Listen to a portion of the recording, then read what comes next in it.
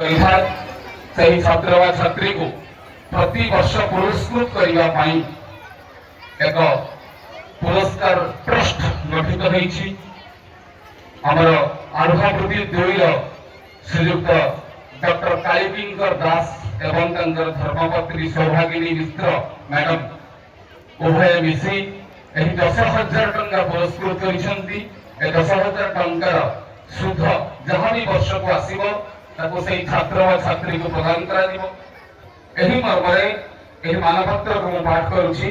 ଦହମୁଣ୍ଡା ସରକାରୀ ଉଚ୍ଚ ବିଦ୍ୟାଳୟ ଦହମୁଣ୍ଡା ବାଲେଶ୍ୱର କଲ୍ୟାଣ ସୌରଭ ପ୍ରତିଭା ପୁରସ୍କାର କୁମାରୀ ନନ୍ଦିନୀ ଚନ୍ଦ ଶ୍ରେଣୀ ଦଶମଙ୍କୁ 10ମ ବୋର୍ଡ ପରୀକ୍ଷାରେ ବିଦ୍ୟାଳୟରୁ ସର୍ବୋଚ୍ଚ ନମ୍ବର ରଖି କୃତିତ୍ୱ ଅର୍ଜନ କରିଥିବାରୁ ତାଙ୍କୁ 2004 ମସିହା ବୋର୍ଡ ପରୀକ୍ଷାରେ ଓଡ଼ିଶାରେ ଶ୍ରେଷ୍ଠ 3 ଜଣଙ୍କ ଭିତରେ ଥିବା ଅନନ୍ୟ ପ୍ରତିଭା ବିଦ୍ୟାଳୟର ପୁରାତନ ଛାତ୍ର କାଳିକିଙ୍କ ଦାସଙ୍କର ପୁତ୍ର କଲ୍ୟାଣ ସୌରଭ ଦାସଙ୍କ ନାମରେ ପ୍ରଦତ୍ତ କଲ୍ୟାଣ ସୌରଭ ପ୍ରତିଭା ପୁରସ୍କାର ପ୍ରଦାନ କରାଗଲା।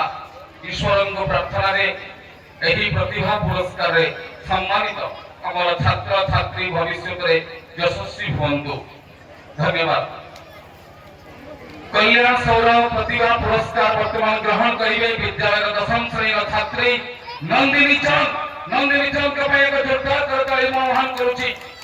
विद्यालय प्रधान शिक्षक को अनुरोध करुछि से नंदिनी चंद को एक मानपत्र और 10,000 टंका मिलथिबा सुधक्ति 500 टंका 500 गोटी भारतीय मुद्रा प्रदान करिवे। नंदिनी चंद ए वर्षर 10म श्रेणी छात्री नंदिनी चंद को साहित्य सृजनी कल्याण सौरभ पुरस्कार प्रदान करागला।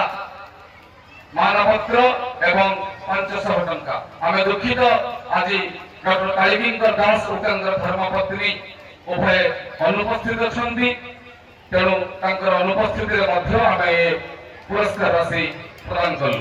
धन्यवाद।